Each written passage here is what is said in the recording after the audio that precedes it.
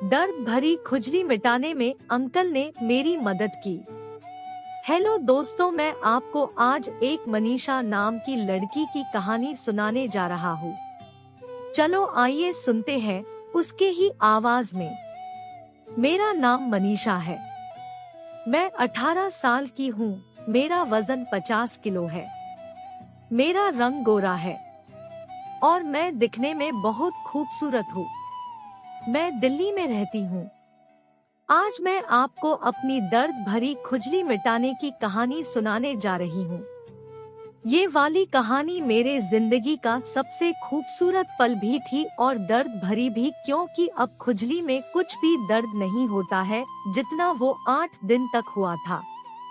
आज मैं आपको ये कहानी पूरी दिल से सुनाती हूँ, पूरी जरूर सुनना। मैं भी खुजली मिटाने वाली कहानियाँ पढ़ने की बहुत शौकीन हूँ और पढ़ते पढ़ते आम भी कभी कभी दबा देती हूँ और रस निकाल लेती हूँ और नीचे वाली नरम चमचम पर उंगली डालती हूँ। आज मैं आपको अपनी कहानी बताकर आपको खुजली मिटाने वाली फीलिंग दे सकूं, इसका प्रयास करूंगी। अगर आप लड़की हो तो नाड़ा ढीला कर ले और अपना हाथ चमचम पर ले जाए, और अगर आप लड़का है या मर्द है तो नागराज पर थोड़ा थूक लगा ले और उसे आगे पीछे करना शुरू कर दे। मैं आपको इस कहानी से पूरा मजा दूंगी, ये मेरा वादा है। मैंने अपनी पढ़ाई यानी 12वीं अपने पास के कॉलेज से कंप्लीट कर लिया था और अब छुट्टियों के दिन थे। मेरे घर में 3 लोग रहते हैं, मैं, मेरी माँ और मेरे पापा। मेरे पापा के बहुत सारे दोस्त थे। उनको ज्यादा दोस्त बनाने का शौक था। उनका एक दोस्त था जिनका नाम सुधीर था, जो उनके बहुत करीब था। मैं पहले तो उनको अंकल कह के बुलाती थी, लेकिन अब सुधीर सर कह के बुलाने लगी थी। एक दिन की बात है, पापा मुझे बोले कि देखो मनीषा, तुम अगले महीने 18 साल की हो जाओगी, इसीलिए तुमने कुछ अपने करियर के बारे में कुछ सोचा है या नहीं? तो मैंने जवाब दिया कि मैंने अभी तक कुछ सोचा नहीं है। तो पापा बोले कि तुम कुछ ऐसा सीख लो जो जिंदगी में तुम्हें काम आए और तुम अपने पैरों पर खड़े हो सको, क्योंकि तुम्हारी 12वीं भी अभी कंप्लीट हो गई है। मैंने तुम्हारे लिए सुधीर अंकल से बात की है, वो तुम्हें अकाउंट का काम सिखा देंगे। उनके घर के बगल में ही वह जॉब है, तो तुम अपना फैसला बता दो। पापा बोले कि देखो बेटा, मैं तुम पर कुछ फोर्स नहीं कर रहा, जॉब के लिए तुम्हारे अच्छे के लिए ही बोल रहा हूँ। मैं फिर सोचने लगी और मम्मी के पास चली गई उनकी राय जानने के लिए। मम्मी को पूछने के बाद मम्मी भी बोलने लगी कि ठीक ही तो बोल रहे हैं तुम्हारे पापा, तुम्हारे भले के लिए ही तो कह रहे। तो चले जाओ ना, सीख लो, घर के पास ही तो है। मम्मी इसलिए चढ़ा के बोल रही थी क्योंकि वह सुधीर अंकल से ज्यादा ही कुछ इम्प्रेस थी, मुझे ऐसा लगता था। वह खुद ही सुधीर सर पर डोरे डाल रही थी ताकि अपनी खुजली को वह भी मिटा सके, क्योंकि कई बार सुधीर अंकल के चलते मम्मी और पापा में लड़ाई होती थी। तो मैं इस बात को समझ रही थी कि जरूर कोई ना कोई चक्कर है, पर मुझे इन सब चीज से कुछ लेना नहीं था। मैं तो बस यही सोच रही थी कि मेरा करियर बन जाएगा, तो इसीलिए मेरे मन में कोई ख्याल नहीं था। फिर एक दिन मैं और मेरी मम्मी दोनों सुधीर सर की घर की ओर चल पड़े। मम्मी ने पार्किंग से कार निकाली और हम निकल पड़े। मैं जाते जाते बस यही सोचते जा रही थी कि मेरा करियर कैसे बनेगा, और मेरी माँ शायद ये सोच रही थी कि सुधीर सर से वो अपनी खुजली मिटा पाएंगे या नहीं। सुधीर सर के घर जाने के बाद मम्मी सुधीर सर से बोली कि भाई साहब, आप मेरे मनीषा को देखिए, उसे जरा जिंदगी में आगे बढ़ाइए। वह भी तैयार हो गए और बोले ठीक है, मेरे से जितना हो सकता है मैं मनीषा की हेल्प जरूर करूँगा। और फिर मैं अगले ही दिन से सुधीर अंकल की यह जाना शुरू कर दिया। सुधीर अंकल के यहाँ उनकी पत्नी के अलावा और कोई नहीं था, क्योंकि उनके बच्चे नहीं थे। 1-2 महीने के बाद ही सुधीर अंकल की पत्नी अपने शहर लखनऊ चली गई, क्योंकि वह लोग लखनऊ के रहने वाले थे। बड़ी मुश्किल से उनकी प्रेगनेंसी ठहरी थी, इसलिए वह अपने मायके चली गई थी ताकि सब कुछ अच्छे से हो जाए। मुझे यह डर भी लगता था कि सुधीर सर कभी मेरे अकेले होने का फायदा ना उठा ले। अब सुधीर अंकल अकेले ही रहते थे, वह अपने फ्लैट में, मैं उनके यहाँ 10 बजे जाने लगी। पापा 9 बजे ही अपने ऑफिस चले जाते थे और मम्मी घर पर ही रहती थी। मेरे घर में भी कोई भाई बहन नहीं था, मैं ही अकेली ही थी। धीरे धीरे करके मैं उनके यहाँ काम सीखने लगी, वह भी मुझे काम सिखाने लगे। और दोस्तों, आपको भी पता है, एक जवान लड़की एक आदमी से जब मिलती है तो बातें आगे बढ़ ही जाती है। वही बात हुआ, वह अपनी अच्छी अच्छी बातें हमें बताने लगे और मैं धीरे धीरे उनके चंगुल में फंस गई। एक दिन उन्होंने मुझे गले से लगाया तो मैं बहक गई। पहले पहले तो मुझे थोड़ा डर लगने लगा कि मेरे पापा के दोस्त के साथ मैं ऐसा कभी सोच नहीं सकती, लेकिन धीरे धीरे हम दोनों में प्यार परवान चढ़ता गया। एक दिन उन्होंने मुझे काम सिखाते सिखाते मुझे थोड़ा सा टच करना शुरू किया। मैं भी उनको कुछ नहीं बोलती थी। ऐसा ही हर रोज चलता जा रहा था। वो मेरे और पास आने की कोशिश में थे। मैं भी जब वो मेरे पास आते तो उत्तेजित हो जाती थी। एक दिन की बात है, मम्मी और पापा दोनों किसी रिश्तेदार की यहाँ एक शादी अटेंड करने चले गए थे और मुझे कहा कि मनीषा बेटा, आज तुम सुधीर सर के पास ही रुकना, हम जरा घूम आते हैं। मेरे मम्मी पापा शादी के लिए बाहर गए हैं। यह बात सुधीर सर को नहीं पता थी। मैं हर रोज की तरह उनके घर पहुंच गई और अपना काम करने लगी। वो मेरे पास आ बैठे और फिर मेरे नजदीक आने की कोशिश करने लगे। वो मेरे इतने नजदीक आ बैठे थे कि मैंने उनको गलती से गाल पर अपने होठ लगा दिए थे। अंकल इसके बाद और उत्तेजित होने लगे। बात कुछ आगे न बढ़े, इसीलिए मैंने बात बदलनी चाहिए और उन्हें बोली कि मैं आपको बताना भूल ही गई कि मम्मी पापा आज शादी अटेंड करने बाहर चले गए हैं और आज मुझे आपके घर रुकने बोला है। लेकिन मेरी यह बात मेरे ऊपर उल्टी पड़ गई।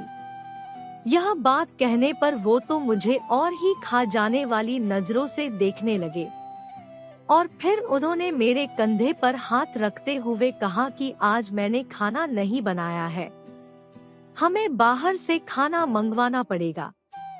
उन्होंने फिर अपना मोबाइल निकाला और खाना ऑर्डर करने लगे, लेकिन कुछ दिक्कत होने के कारण खाना ऑर्डर नहीं हो पाया। फिर वो मुझे बोले कि मनीषा बेटा, चलो हम आज बाहर होटल खाना खाएंगे। फिर मैं भी बाहर जाने रेडी हो गई। उन्होंने अपनी कार न लेते हुए बल्कि अपनी बाइक ले ली और मुझे बहाना देने लगे कि कार में डीजल नहीं है। हम फिर निकल पड़े होटल की ओर। मैं उनके कंधे पर हाथ रखे बैठी हुई थी और वो मुझे अभी भी अपने आंखों से अपनी बाइक की आईनों से खा जाने वाली नजरों से देखे जा रहे थे। अचानक से उन्होंने स्पीड ब्रेकर आने की वजह से ब्रेक लगाया। दोनों आम पूरे दब गए थे। उनको तो पूरा करंट ही लग गया था और मैं भी मन ही मन मचलने लगी थी। फिर हमने खाना ऑर्डर किया और थोड़ी वाइन भी। मैं वाइन नहीं पीती थी, लेकिन उस दिन मेरा पीने का मन कर गया। अंकल बोले कि मैं घर पे नहीं बताऊंगा, तुम पी सकते हो। और फिर देखते ही देखते मैंने 3 से 4 ग्लास वाइन पी ली थी। फिर हम खाना खाने के बाद घर जाने के लिए निकल पड़े। अंकल ने इतनी नहीं पी थी क्योंकि उनको बाइक भी चलानी थी। मुझे ज्यादा होने के कारण मैं खुद को संभाल नहीं पा रही थी। मैंने उनको गर्लफ्रेंड स्टाइल में पकड़कर बैठ गई थी। अंकल अब तो और उत्तेजित होने लगे थे। शायद उन्होंने आज ठान लिया था कि उनको अपना सुख प्राप्त करना ही है। और फिर हम घर पहुंच गए। घर पर पहुंचते ही मैं उनके ही कमरे में जाकर सो गई। वो मुझे उठाने की कोशिश करने लगे, लेकिन मैं बोली आज यही सो जाती हूँ। फिर अंकल मेरे पास ही लेट गए। अंकल इतने उत्तेजित थे कि उन्होंने गुलाब की पंखुड़ियों पर किस कर दिया। मैं भी नशे में थी। मैं भी उनको सहयोग करने लगी। दोनों के पंखुड़ियां एक दूसरे में घुल मिल गए थे। मैं भी अपनी खुजली मिटाने को बहुत तड़फ रही थी। मैंने कभी भी अपनी खुजली दूसरों से नहीं मिटाई थी। बस कभी मूली, गाजर और बैंगन से काम चला लेती थी। आज दूसरे किसी से खुजली मिटने वाली थी। उन्होंने सबसे पहले मेरे कपड़े निकाले, फिर उन्होंने अपने भी कपड़े निकाले। उनके घर में भी कोई नहीं था, मेरे घर वाले भी घर पे नहीं थे, तो कोई डर भी नहीं था और उनके यहाँ कोई आता जाता भी नहीं था। उन्होंने फिर पिंजरे में बंद कबूतरों को आजाद करना चाहा, क्योंकि उन्हें आजाद कबूतर बहुत पसंद थे। फिर मैंने दोनों सफेद फड़फड़ाते कबूतरों को झट से आजाद किया और वो बाहर आके मचलने लगे। उन्होंने दोनों हाथ में एक एक कबूतर पकड़ लिया। कबूतर बहुत बड़े थे, इसी कारण कबूतर हाथ से फिसलते जा रहे थे। लेकिन उन्होंने इस बार कबूतरों को फट से पकड़ लिया और उन्हें प्यार करने लगे। कभी कभी कबूतरों को भूरी चोंच को अपने हाथों से सहलाने लगे और उन्हें भी प्यार करने लगे। दोनों कबूतर बहुत खुश हो गए थे। ऐसा लग रहा था जैसे कि बहुत दिनों से ये प्यारे कबूतर पिंजरे में बंद थे। उसके बाद वह चमचम को चाटने लगे और अपनी उंगलियां उसमें घुसाने लगे। फिर उस उंगली को बाहर निकालते और चाटते, फिर चमचम पर रखते। उन्होंने पूरी मिठाइयाँ अपनी जीभ से चाट ली थी। कोई भी ऐसी जगह नहीं छूटी होगी जहां उन्होंने मिठाई चाट चाट कर गीली न की हो। मुझे डर भी लग रहा था, क्योंकि मैंने ऐसा ऑनलाइन वाली वेबसाइट में देखा था कि खुजली मिटाते वक्त बहुत दर्द होता है और खून भी निकलता है। मैं थोड़ा नर्वस भी थी, पर मैं खुजली के कारण बहुत गर्म हो गई थी। मैंने सोचा कि जो होगा देखा जाएगा।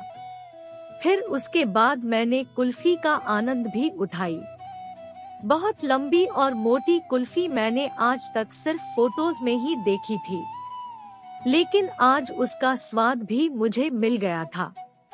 मैं अपनी जीभ से कुल्फी का मजा लेने लगी। कुल्फी चूसना मुझे बहुत पसंद आने लगा। फिर मैं कुल्फी से संतुष्ट हो गई थी। बेचारा नागराज कब से गुफा में जाने के लिए बेताब हो रहा था। फिर मैंने नागराज को गुफा में जाने की आज्ञा दे दी। वह जरा भी नहीं रुका, तुरंत गुफा की ओर निकल पड़ा। नागराज काफी बड़ा था, इसी कारण वो गुफा में जाने में असफल हो रहा था, लेकिन उसने हार नहीं मानी। मैं दर्द से चीखे जा रही थी। उन्होंने मुझे बोला कि पहली बार थोड़ा दर्द होगा, फिर 5 मिनट बाद सब ठीक हो जाएगा, पर ऐसा नहीं हो रहा था। मैं तुरंत गुफा को पीछे खींचती हूँ। वह गुफा को पकड़कर फिर आगे करते हैं। फिर नागराज अंदर जाने की कोशिश करता। ऐसा करते करते नागराज सफल हो गया। नागराज गुफा में दरार करके गुफा में टक से अंदर घुस गया। दरार गिरने के कारण मेरे आंखों से आंसू आने लगे थे। मैं बोल रही थी कि अंकल नागराज को वापस बुला लो, लेकिन वह नागराज को बाहर आने की आज्ञा ही नहीं दे रहे थे। धीरे धीरे करके नागराज गुफा में खोल गहराइयों में जाने लगा। दर्द और ज्यादा बढ़ने लगा था। करीब 10 मिनट तक उन्होंने ऐसे ही किया, पर फिर सब कुछ नॉर्मल लगने लगा, क्योंकि गुफा नागराज जाने से काफी गीली हो चुकी थी। अंदर गर्मी के कारण गुफा पानी छोड़ रही थी। उसके बाद धीरे धीरे मैं भी मजे लेने लगी थी। वह दोनों कबूतरों को भी खूब प्यार करने लगे थे। उनसे भी 2 हाथों से खेले जा रहे थे। मैं नीचे से धक्के दे जा रही थी और वो ऊपर से धक्के देते जा रहे थे। 2 दीवारें टकराने से फट फट करके आवाजें भी आने लगी थी। फिर नागराज गुफा में से बाहर आ गया था। फिर मैंने नागराज को हाथ लगाकर उससे प्यार करने लगी और उससे खेलने लगी। हम वह गेम हर एक स्टाइल में खेलने लगे। इतने में मुझसे रहा नहीं गया और मैं एकदम से झड़ गई। हम दोनों वही सो गए। नींद कब लग गई पता ही न चला। हम सुबह जब उठे तो बहुत हल्का हल्का लग रहा था। मेरी खुजली भी अब मिट गई थी। दोस्तों, यह मेरी दर्द भरी खुजली मिटाने की कहानी जो उस दिन शुरू हुई और आज तक मैं रोजाना उनसे अपनी खुजली मिटाती हूँ। मम्मी पापा को लगता है कि मैं कुछ सीखने जा रही हूँ, पर मैं तो वहाँ पर कुछ और ही करने जाती हूँ। अब हम दोनों में ऐसा रिश्ता बन गया है मानो कि एक पति पत्नी जैसा हो। सुधीर सर की पत्नी जब तक नहीं आएगी तब तक मैं ही उनकी पत्नी हूँ, पर मैं उनको वह सारे सुख दे रहे ही थी जो एक पत्नी देती है, और मुझे भी वह सारे सुख दे रहे हैं जो एक पति देता है, भले वह मेरे से उम्र में दुगुने हैं। पर हम दोनों की बॉन्डिंग बहुत अच्छी है। आशा करती हूँ आप इस मेरी कहानी से संतुष्ट हो गए होंगे। दोस्तों, अगर आपको मेरी यह सच्ची कहानी जरा भी पसंद आई हो, इस कहानी से आप जरा भी उत्तेजित हो गए हो, तो वीडियो को एक छोटा सा लाइक और चैनल को सब्सक्राइब करना तो बनता है, और बेल आइकॉन को प्रेस करना ना भूले ताकि ऐसी रोमांटिक और मजेदार कहानियाँ आप तक जल्द से जल्द पहुँचा सकूं। धन्यवाद।